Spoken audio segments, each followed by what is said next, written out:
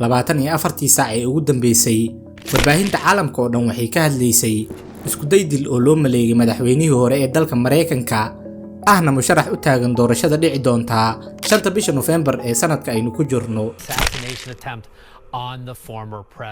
Cumhuriyetçi aday Donald Trump suikast girişimine uğradı.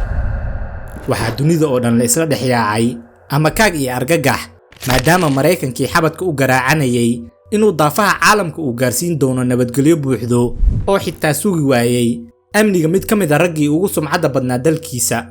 Waxaa taasi ka sii daran in xilliga uu shirqoolkani ku soo aaday ay tahay goor xasaasi ah ayna u kala hardamayaan madaxweynaha hadda talada haya ee Joe Biden iyo musharaxa tunka weyn ee Donald Trump kasbashada codadka shacabka. Hadaba daawadayaal waxaan barnaamijkeena maanta ku lafaguraynaa ciddii ka dambeysay isku daygii dil ee Donald Trump, dhibaatada dhabta ah ee meesha ka dhacday iyo weliba sida uu uga guuleystay Donald Trump madaxweynaha uu la tartamaya ee Joe Biden iyadoo aynan doorashadii weli dhicin. Saynta aan gudagelin barnaamijkeena waxaan aad u soo dhaweynayaa saaxiibadeena cusub ee ku soo biiraya channelkeena YouTube-ka iyo weliba page-keena Facebook-ka. Waxaan idinka wada codsanayaa dhammaantiin inaad like saartaan muuqaalkan oo share gareysaan channelkeena si ay dhiirigelin inoogu noqoto una soo badino barnaamijyada xiisaha leh. waxaana 1 jeer idin leenahay mar kale soo dhawaada saaxiibayaal.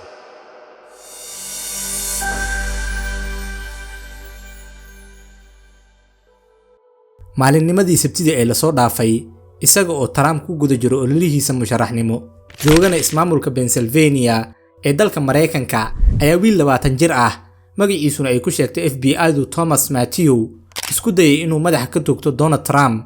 si nasiib wanaag xabadii waxay ugu dhacday Trump dhegta midig oo halkaasi waxaa ka soo gaaray dhaawac fudud. saameyntii uu ku reebay qalbiyada dadweynaha Mareekanka iyo ceebtii ka soo gaartay xukuumadda hadda talada hayso ayaa kun jeer kaga culus dhibaatadii halka ka dhacday. si Trump oo kolkii horeba ahaaya itaabto raadinayay Janis yar oo ku ceebeeyay xukuumadda hadda talada hayso ayaa hal mar waxa uu helay fursad dahabi ah oo san filaynin inuu weligii ku guuleysan doono. wax uuna durbadiiba qayla dhaamo u diray shacbi weynihii Mareekanka isaga oo ku yiri dalkeenu meeshaas ayuu marayaa. wax uuna durbadiiba furay oo laale lagu caawinayo dadkii shaqaaqada wax ka soo gaartay iyadoona markiiba deeq bixintaasi ay ka soo jawaabeen 2,000 oo qofood lana aruuriyay ilaa ay hadda lacag dhan $170,000. wiilkani lagu magacaabo Thomas ayaa fuulay saqaf sare oo u jira halka uu Trump khudbada ka soo jeedinayay 137 mitir halka ilaalada qaaska ah ee wiilkan togtayna ay u jireen dambiilahani 134 mitir. waxaana goobtii ku geeriyooday hal qof halka laba kalena ay dhaawac halis ka soo gaartay.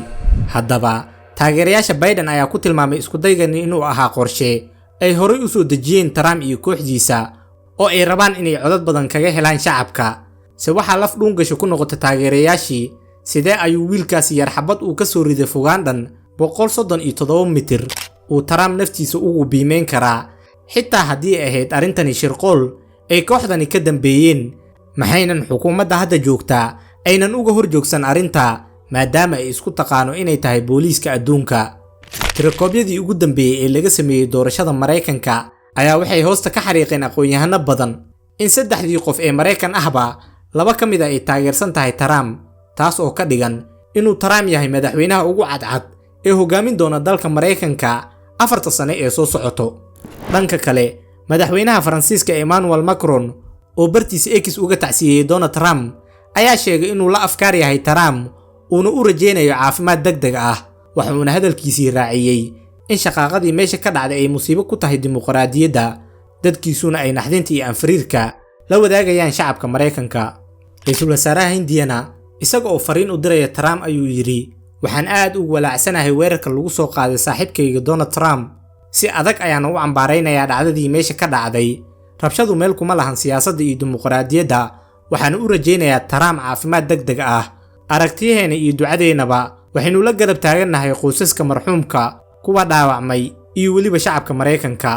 sidoo kale ra'iisul wasaaraha Japan ayaa isagana ka hadlay arintani xasaasiga ah isaga oo yiri waa inaynu si adag uga hortagnaa nooc kasta oo rabshado ah oo caqabad ku ah dimuqraadiyadda.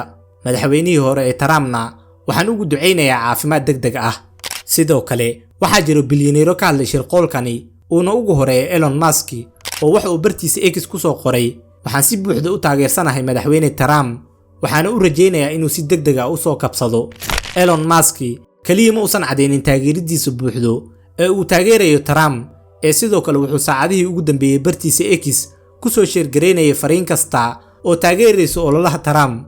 sidoo kale aasasaha shirkadda Amazon Jeff Bezos iyo CEO-ga shirkadda Apple Tim Cook ayaa iyagana u tacsiiyay dadkii meesha ku waxyeeloobay iyagoona cadeeyay inay garab taagan yihiin Trump taa oo ka dhigan inuu Trump taageero badan ku helayo garab istaaga ay garab istaageen bilyaneeradan ayna u codeyn doonaan dadyo fara badan oo ka labalabeynaya qofkii ay codka siin lahaayeen. ugu dambeynna hadda arinku waxa uu ku soo biyo shubtay nin isaga oo ololo ku jiro waqtina la qaadanaya taageerihiisa uu dhiigiisa dhulka ku shubmay iyo nin ka soo dhaxlay aqalka cad isagoona yiri haddii uu Trump fiican yahay waa okay wixii faahfaahin ahna waynu wada sugaynaa. haddaba daawade shirqoolkani ma wuxuu dhulka u xaari doonaa guusha Trump oo ma wuxuu Trump cagta marin doonaa dhiigiisa Biden mise Trump ayaa laba jeer guul dareysan doono isaga oo waliba dhiigiisa u daajay ololihiisa bal fikirkaaga inugula wadaag qaybta commentiga mahadsanid.